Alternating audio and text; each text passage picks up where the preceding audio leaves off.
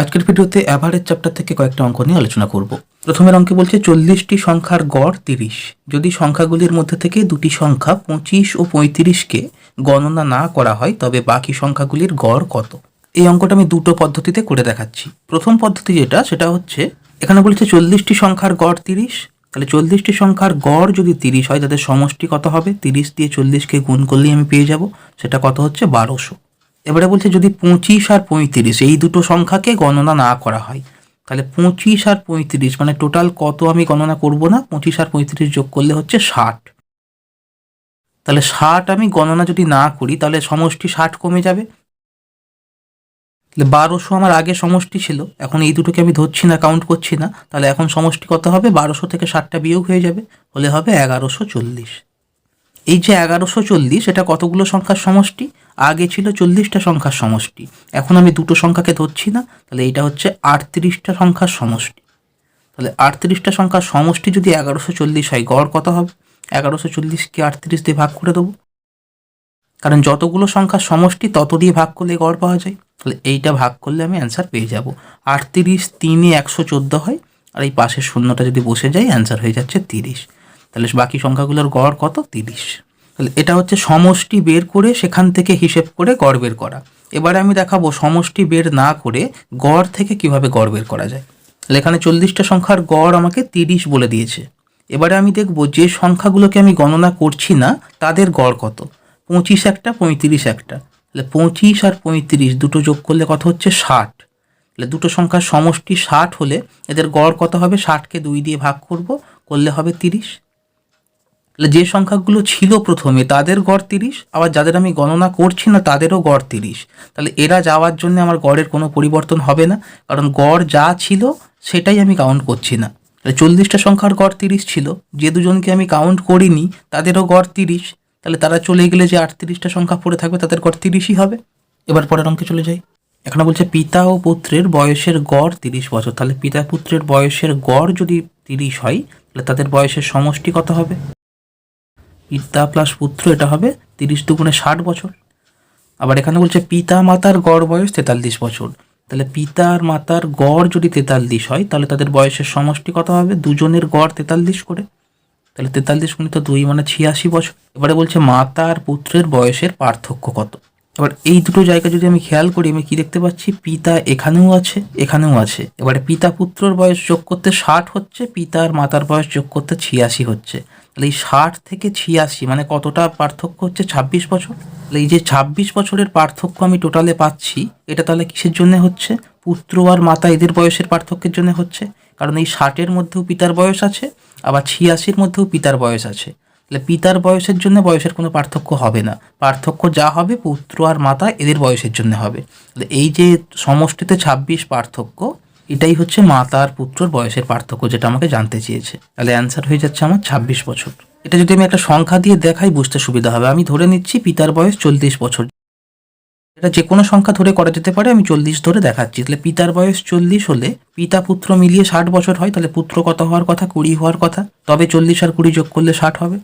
আবার এখানে পিতার বয়স 40 একই থাকছে, এখানে পিতা মাতার সমষ্টি 86, তাহলে পিতা যদি 40 হয় মাতা কত হবে? 46, তবে দুটো যোগ করলে 86 হবে।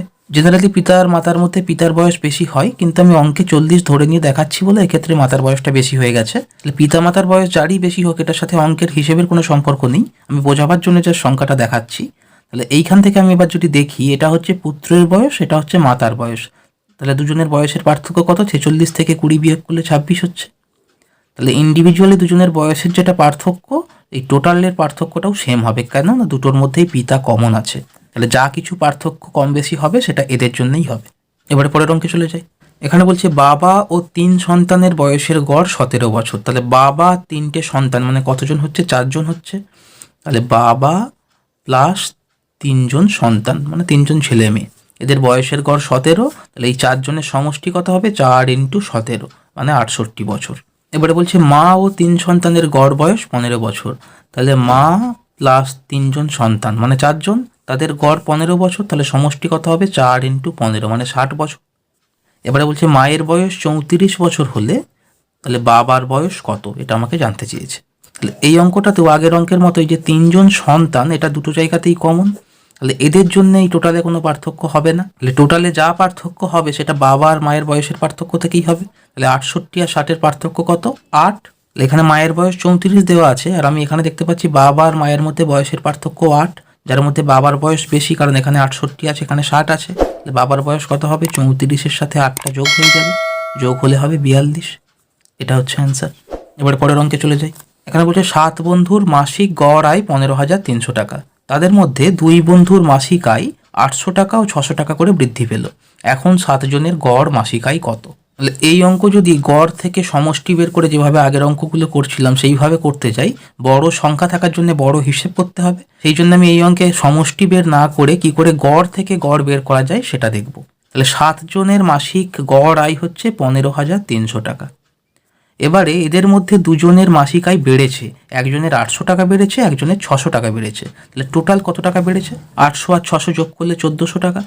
তাহলে 1400 টাকা টোটাল বেড়েছে দুজনের। এই যে 1400 টাকা, এটা 7টা বন্ধুর গড়কে বাড়াবে, কারণ আমাকে 7 জনের গড় জিজ্ঞেস করেছে। তাহলে টোটালে 1400 বাড়লে 7 জনের গড়ে কত করে বাড়বে? এটাকে 7 দিয়ে ভাগ করে দেবো, মানে গড়ে 200 টাকা করে বাড়বে। আগে গড় আয় ছিল 15,300, এখন গড় বেড়ে গেছে 200 টাকা করে। তাহলে এখন এর গড় কত হবে? 15,300 আর 200 যোগ করলে 15,500 টাকা। এটা হয়ে যাবে অ্যান্সার। আর যদি আমি এটা সমষ্টি করে বের করতে চাইতাম, তাহলে 7টা বন্ধুর গড় হচ্ছে 15,300, এটার সঙ্গে আমাকে 7 গুণ করতে হতো, করলে আমি একটা টোটাল ইনকাম পেতাম। এবারে দুজনের ইনকাম 800 আর 600 বেড়েছে, তাহলে মোট 1400 বেড়েছে। এই যে গুণটা বেরোতো তার সঙ্গে 1400টা আমাকে যোগ করতে হতো। এইখানে যে উত্তরটা পেতাম সেটাকে আবার আমাকে এই 7 দিয়ে ভাগ করতে হতো, করলে আমি এই অ্যান্সারটা পেতাম। তো এই বড় গুণটা অ্যাভয়েড করার জন্য আমি এই নিয়মে করলাম। তাহলে এখানে কনসেপ্টটা কি? 2 বন্ধুর মাইনে বেড়েছে, কিন্তু এই বাড়া মাইনেটা থেকে আমাকে 7 জনের গড় বের করতে হবে। তাহলে টোটালে 1400 বাড়া মানে যদি আমি গড় বের করতে যাই, এই 1400 টাকাটা 7টা বন্ধুরই গড়কে বাড়াবে। এই 1400কে 7 দিয়ে ভাগ করলে আমি জানতে পারবো যে গড়ে 7 জনের কত করে বাড়লো। তাহলে 7 জনের গড় যদি 200 বাড়ে, আগে ছিল 15,300, এটার সঙ্গে যোগ করলেই আমি অ্যান্সার পেয়ে যাব। এবারে পরের অঙ্কে চলে যাই। এখানে বলছে 3টি সংখ্যার মধ্যে প্রথমটি দ্বিতীয়টির দ্বিগুণ এবং তৃতীয়টির অর্ধেক। তাহলে 3টে সংখ্যা আছে, আমি ধরে নিচ্ছি এ, বি আর সি হচ্ছে 3টে সংখ্যা। তাহলে প্রথমটা দ্বিতীয়টার দ্বিগুণ বলেছে, তাহলে দ্বিতীয়টা যদি এক্স হয় প্রথমটা 2x হবে। আর কি বলেছে? এবং তৃতীয়টির অর্ধেক, মানে প্রথমটা তৃতীয়টার অর্ধেক। তাহলে তৃতীয়টার অর্ধেক যদি 2x হয়, তৃতীয়টা কত হবে? 4x, তবে 4x এর অর্ধেক 2x হবে। এবারে আমাকে বলছে সংখ্যা 3টির গড় 21। তাহলে সংখ্যা 3টির গড় যদি 21 হয়, সমষ্টি কত হবে? 3 গুণিত 21। তার মানে এই যে 3টে সংখ্যা, এদের সমষ্টি হচ্ছে এই 3 গুণিত 21 এটা। তাহলে এইখান থেকে আমি কি করব? এই 3টিকে যোগ করব, 4x আর x মানে 5x আর 2x মানে 7x। 7x সমান হচ্ছে 3 গুণিত 21। তাহলে এখান থেকে x কত পাবো? 3 গুণিত 21, এর নিচেই 7টা চলে আসছে। তাহলে 7 3 21 যদি কেটে যায়, x কত হবে? 3 3 9। তাহলে x এর মান আমি 9 জানতে পেরে যাচ্ছি। এবার আমাকে কি বলেছে? দ্বিতীয় আর তৃতীয় সংখ্যার পার্থক্য কত? দ্বিতীয় সংখ্যা হচ্ছে এটা, আর তৃতীয় সংখ্যা এটা। এদের মধ্যে পার্থক্য কত? 4x থেকে x বিয়োগ করলে হয় 3x। x যদি 9 হয়, 3x কত হবে? 3 গুণিত 9 মানে 27। তাহলে এটা হচ্ছে অ্যান্সার। আজকের ভিডিও এই পর্যন্ত। যদি ভিডিও ভালো লাগে লাইক করবে, বন্ধুদের সাথে শেয়ার করে দেবে। আর চ্যানেলে যদি নতুন হও বা চ্যানেল এখনও সাবস্ক্রাইব না করে থাকো, তাহলে এখনই সাবস্ক্রাইব করে নাও। সাবস্ক্রাইব করার পরে পাশে থাকা বেল আইকনটা প্রেস করে যদি অল অপশানে ক্লিক করে রাখো, যখনই আমি নতুন কোনো ভিডিও আপলোড করবো সঙ্গে সঙ্গে তোমাদের কাছে নোটিফিকেশন পৌঁছে যাবে। ভিডিও শেষ পর্যন্ত দেখার জন্য ধন্যবাদ।